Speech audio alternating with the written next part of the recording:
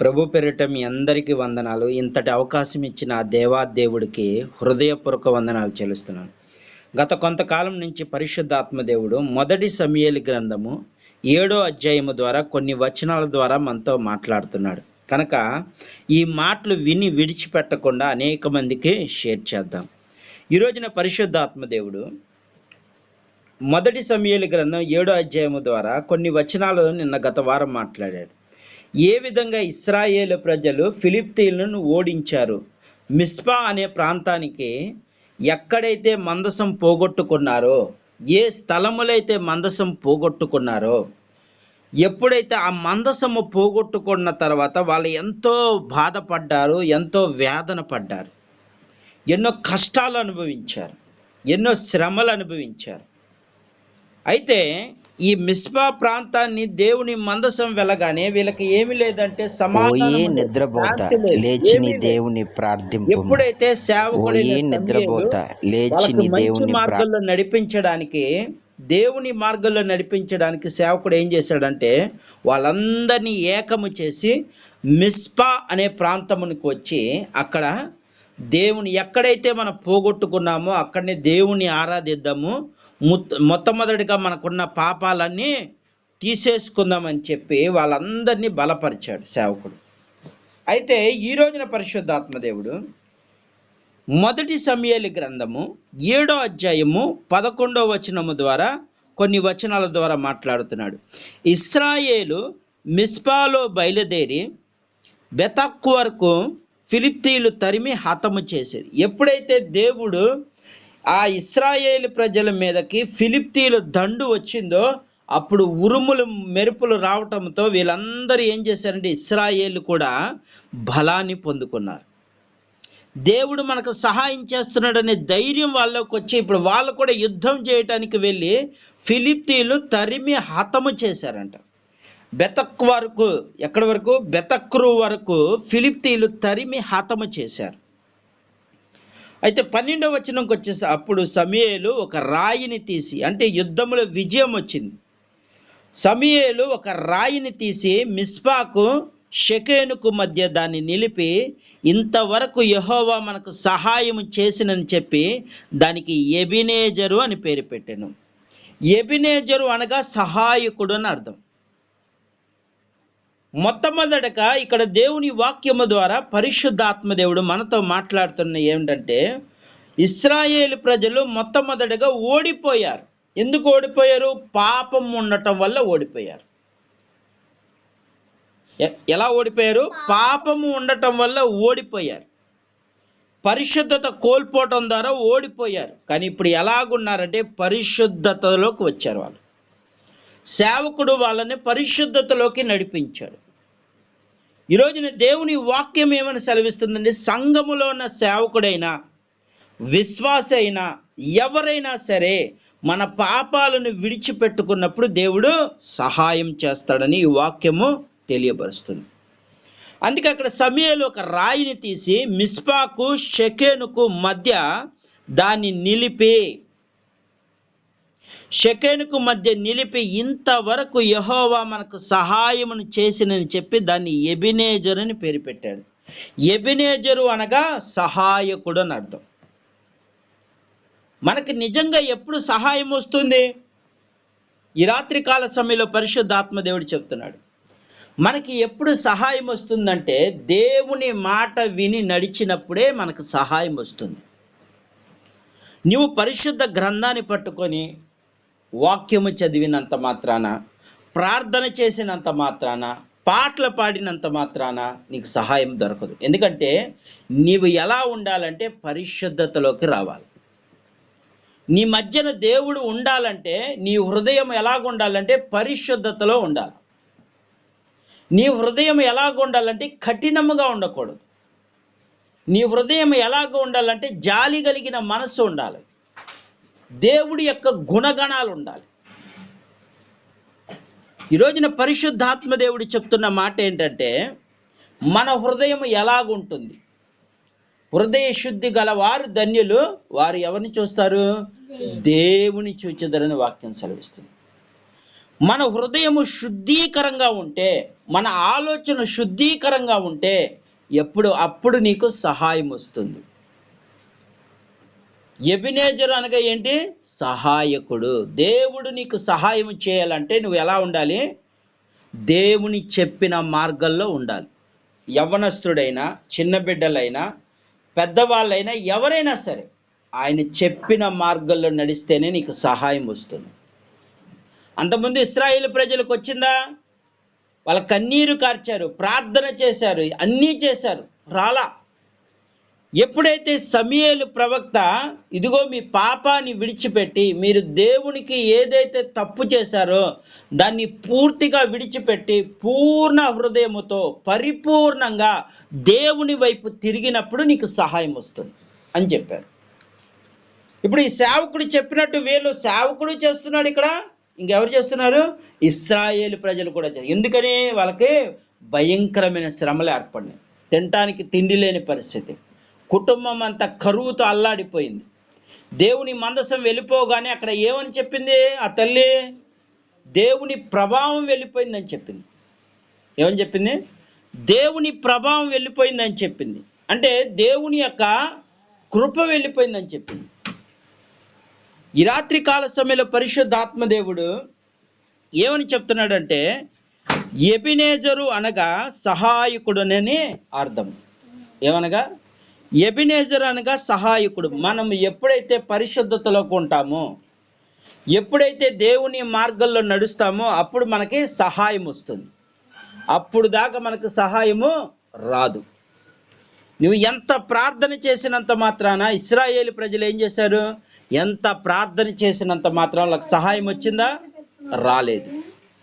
ఈ రాత్రి కాల సమయంలో పరిశుద్ధాత్మ దేవుడు చెప్తున్నాడు, ఇదిగో సమూయేలు ఒక రాయిని తీసి మిస్పాకు షెకెనుకు మధ్య నిలిపి. ఎక్కడెక్కడ నిలిపాడు? ఏ శత్రువులైతే ఇశ్రాయేలు ప్రజలను నాశనం చేయడానికి వచ్చారు అక్కడ ఆ మధ్యలో నిలబెట్టేశాడంట. ఈ రాత్రి కాల సమయంలో పరిశుద్ధాత్మ దేవుడు చెప్తున్నాడు, ప్రియ దేవుని బిడ్డ, నీకు సహాయం రావాలంటే నువ్వు ఎలా ఉండాలి? పరిశుద్ధతలో ఉండాలి, దేవుని మార్గంలో ఉండాలి, యథార్థతలో ఉండాలి. దేవుడు చెప్పినట్లు నువ్వు జీవిస్తేనే నీకు సహాయం. అయ్యా నేను ఎన్నో నెలల నుంచి ప్రార్థన చేస్తున్నా, నాకు సహాయం రావట్లే. ఎక్కడ నీ పరిశుద్ధత? ఎక్కడ? నీ శరీరం అనే దేవాలయములో దేవుడు ఉన్నాడా, దెయ్యం ఉందా? ఒకసారి ఆలోచన చేసుకోవాలి. నీవు పరిశుద్ధతలో ఉండి. ఆయన ఏం చెప్పాడు? నేను ఎలా ఉన్నాను? పరిశుద్ధుడు. నా పిల్లలు ఎలా ఉండాలి? పరిశుద్ధంగా ఉండాలి. సాధారణంగా తల్లిదండ్రులు ఏం చేస్తారంటే, పిల్లలు నేను బాగానే ఉన్నాను, నా పిల్లలు అందవికంగా ఉండాలనుకుంటారా? అనుకోరు కదా. ఎలా ఉండాలి? నాలాగా ఉండాలి, లేదా నా భార్యలాగా ఉండాలి, ఇలా ఉండాలని ఆలోచన చేస్తూ ఉంటారు. ఈరోజున పరిశుద్ధాత్మ దేవుడు అదే చెప్తున్నాడు. మనం ఎలా ఉండాలి? ఇప్పుడు దేవుడు చెప్పిన మార్గంలో ఉండాలి. మొట్టమొదటిగా ఎలా ఉండాలి? దేవుడు మనకి ఏదైతే చెప్తున్నాడో ఆ మార్గంలో నడిస్తేనే నీకు సహాయం. ఈరోజున చాలామంది ఏంటంటే ఇబ్బందులు పడిపోతున్నారు, నలిగిపోతున్నారు, కష్టాలు అనుభవిస్తున్నారు. కారణం ఏంటో తెలుసా? ఇదే.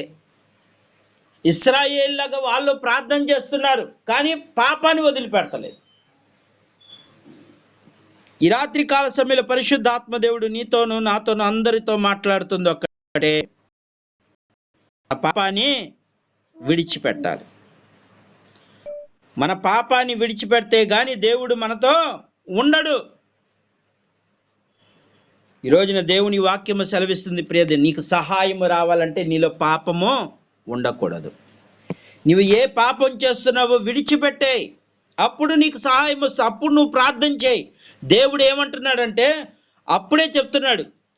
మలాకీ గ్రంథం 3వ అధ్యాయం 10వ వచనంలో ఏమంటున్నాడు? నన్ను శోధించుడి అంటున్నాడు, నాకు ఇచ్చి శోధించుడి అంటున్నాడు. ఏమన్నాడు? దశమ భాగములు ఇచ్చి శోధించడని వాక్యం ఏ విధంగా సెలవుస్తుందో ఈ రోజున దేవుని వాక్యం హృదయం అనే దశమ భాగం ఇవ్వు అంటున్నాడు. నీవు పాపాన్ని విడిచిపెట్టి పరిశుద్ధతలోకి ఉండి నీవు 24 గంటలు 2.5 గంటలు దేవుడికి కేటాయిస్తే అదొక దశమ భాగం. దేవుని వాక్యాన్ని ప్రార్థన నువ్వు దశమ భాగంగా ఇస్తున్నావా? రోజులో దశమ భాగం అంటారు దీన్ని. అప్పుడు నీలోకి ఏమొస్తుంది? అప్పుడు శోధించమంటున్నాడు. అయ్యా నేను పరిశుద్ధంగా ఉన్నాను, నీవు చెప్పినట్లే జీవిస్తున్నాను, అప్పుడు నువ్వు శోధించు, అప్పుడు నీకు ఆకాశ వాకిలి విప్పి సహాయం చేస్తానన్నాడు. ఎప్పుడు చేస్తానన్నాడు? నీ కానుకలు బట్టి నీకు సహాయం చేయడు ఆయన. ఎప్పుడు చేస్తాడో తెలుసా? నీవు దేవుని చెప్పిన మార్గంలో నడిచినప్పుడు మాత్రమే నీకు సహాయం వస్తుంది. ఈరోజు నీ ఎంత ప్రార్థన చేసినా మాకు సహాయం దొరకట్లేదంటే కారణం ఇదే. ఈ రాత్రి కాల సమయంలో పరిశుద్ధాత్మ దేవుడు నీతో నాతో అందరితో మాట్లాడుతుంది ఒక్కటే, సహాయం కావాలంటే, ఎబెనేజరుడు నీ మధ్య ఉండాలంటే నువ్వేం చేయాలి? దేవుడు చెప్పినట్లు చేయాలి. తల్లిదండ్రులు ఏం చేయాలి? తల్లిదండ్రుల పిల్లలకి దేవుని మార్గం నేర్పించాలి. అలాగే పిల్లలు ఏం చేయాలి? తల్లిదండ్రుల మాట వినాలి. ఈరోజు తల్లిదండ్రుల మాట వింటున్నారా? ఈరోజున ఒక వీడియో చూశాను. తన తల్లిదండ్రుల నుంచి వచ్చేసిందంట, ప్రేమించుకొని ఇద్దరు వచ్చేసారు. కొన్నాళ్ళు బాగానే ఉన్నారు, కానీ ఏమైపోయిందంటే ఏదో చిన్న గొడవ వచ్చేసరికి అత్యంత దారుణంగా చంపేశాడు. ఆ తల్లి ఏడుస్తుంది, ఆ తండ్రి ఏడుస్తున్నాడు, అయ్యో నా పిల్ల, నేను ఎంతో గారాభంగా పెంచుకున్న పిల్ల ఏమైపోయింది ఇప్పుడు? లోక ప్రేమలకు లోబడిపోయి అతనితో చాలా రోజులు ఉండి తర్వాత ఏమైపోయింది? ఈ రోజున శవం అయిపోయింది. ఎవరు ఆపట్లేదు, కొడుతున్న కొద్దీ వాళ్ళు చూస్తూ ఉన్నారు, ఎక్కడ రోడ్డు మీదే. అంటే ఈ రోజున మానవత్వం కూడా లేకుండా పోతుంది. కనీసం ఆపడానికి అక్కడ చాలామంది ఉన్నారు, ఎవ్వరు ప్రయత్నించట్లేదు. కానీ ఒక ఆమె వెళ్ళి ప్రయత్నించింది, కానీ అప్పటికే చంపేశాడు.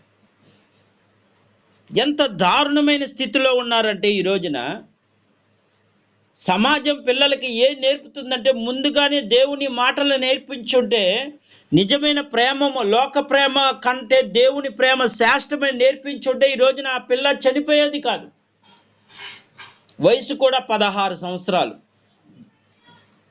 16 సంవత్సరాలు పెళ్లి చేసుకోవటము, ఈ రోజున శవం అయిపోయింది. ఎంత దారుణమైన స్థితిలో ఉన్నారు చూడండి. ఈ రోజున వాక్యం వింటున్న ప్రియ దేవుని బిడ్డ, ఈ రోజు నుంచైనా నీ పిల్లల్ని దేవునిలోకి నడిపించు.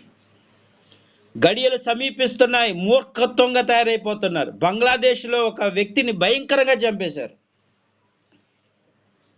కానీ ఇప్పుడు మనం పట్టరాన్నట్టుగా ఉండొద్దు. ఎందుకంటే ఈరోజు పిల్లలు ఎలాగుంటున్నారో మన తల్లిదండ్రులు పరిశీలించాల్సిన బాధ్యత మనదేమైంది. ఈరోజున దేవుని వాక్యము సెలవిస్తుంది, మనకు సహాయము రావట్లేదంటే, మన పిల్లల దగ్గర నుంచి సమాధానము రావట్లేదంటే వాళ్ళు మన త్రోవ తప్పిపోతున్నారు. అలాగే ఈ రోజున ఏ విధంగా అయితే తల్లిదండ్రుల మాట పిల్లలు వింటలేదో, ఈ రోజున పరమ తండ్రి మాట మనం వింటలేదు. అందుకే ఇప్పుడు ఏం రావట్లేదు, మనకి సహాయం రావట్లేదు. నీకు సహాయం కావాలంటే నువ్వు పాపాన్ని విడిచిపెట్టాల్సిందే. పాపాన్ని నువ్వు తొలగించుకుంటేనే కానీ దేవుని సహాయం వస్తుంది.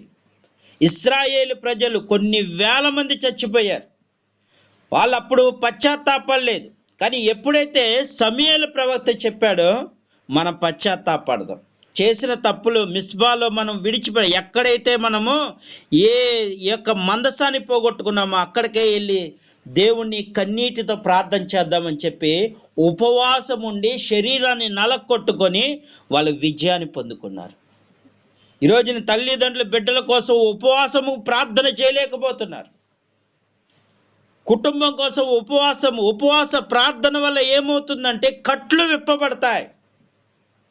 ఈరోజు దేవుని వాక్యము సెలవిస్తుంది, ప్రియదేవుడు, నీలోకి సహాయం రావట్లేదంటే నువ్వు దేవుని చెప్పినట్లు ఏం చేస్తున్నావు పరిశీలించుకో. ఆయన ఆజ్ఞలో మీరితే ఏ ఒక్క మీరినా సరే అది పాపమే. ఆనాడు అవ్వాదములు ఏమైనా తప్పు చేశారా? చిన్న తప్పు ఏం చేశారు? ఒకటే, దేవుని మాట వినలేదు. ఈరోజు మన కష్టాలు ఎందుకు వస్తున్నాయంటే కారణం ఇందుకే. ఈరోజు దేవుని వాక్యం సెలవిస్తుంది, ప్రియ దేవుని బిడ్డ, ఇక నుండి అలా ఉండకూడదు. ఇక నుండి మన జీవితం మారిపోవాలి. ఈ వాక్యాన్ని వింటున్న ప్రియ దేవుని బిడ్డలారా, ఈ రోజు నుంచి మీరు మారిపోవాలి. ఎందుకు? గడియలు సమీపిస్తున్నాయి. మనలో ఉన్న పాపాన్ని పోగొట్టుకుంటేనే కానీ, లేదంటే దొంగ వలె వచ్చి ఆయన తన పిల్లల్ని ఎత్తుకెళ్ళిపోతాడు. ఎవరైతే పరిశుద్ధంగా ఉన్నారో వారందరూ ఎత్తబడతారు. ఆ సంఘం ఎత్తబడుతుంది, ఆ సేవకుడు ఎత్తబడతాడు. ఈరోజు ఎత్తబడే గుంపులో ఉన్నావో లేదో నీ ఆత్మ పరిశీలన చేసుకో. నిజంగా దేవుడు వస్తే ఒకవేళ ఇక్కడ విడిచిపెట్టబడితే నీ పరిస్థితి ఏంటి? ఒకసారి ఆత్మ పరిశీలన చేసుకో. ఈ రాత్రి దేవుడు చెప్తున్నాడు, ప్రియ దేవుని బిడ్డ, నిర్లక్ష్యము చేయకండి. వాక్యాన్ని విని వదిలిపెట్టద్దు, నడవండి. విశ్వాసము వినుట వలన విశ్వాసం వస్తుంది. విశ్వాసం వచ్చిన తర్వాత ఏం చేస్తున్నావు నువ్వు? చాలామంది సేవకులు ఇంతవరకే విశ్వాసం వస్తుంది, విశ్వాసం వచ్చిన తర్వాత ఏం చేస్తున్నావు అన్నది చెప్పట్లేదు. ఈరోజు దేవుడు ప్రశ్నిస్తున్నాడు, నీలో విశ్వాసం ఉంది, ఏం చేస్తున్నావు? పరిశుద్ధతలో ఉన్నావా, అపవిత్రంలో ఉన్నావా? నువ్వు అపవిత్రంలో ఉన్నా విశ్వాసంగా ఉంటే దేవుడు ఒప్పుకోడు. నీవు పరిశుద్ధతలోకి వచ్చి విశ్వాసం ఉండి చూడు, ఆయన సహాయము నీ తరతరాల వరకు ఉంటుంది. ఈరోజున దేవుని వాక్యాన్ని నిర్లక్ష్యం చేయక ఈ కొద్ది మాటలు దేవుడు దీవించునుగాక. ఖచ్చితంగా ప్రార్థన చేయండి, సహాయం ఇస్తాడు దేవుడు. ఖచ్చితంగా నీ కుటుంబాన్ని దేవుడు దీవించునుగాక. ఆమేన్.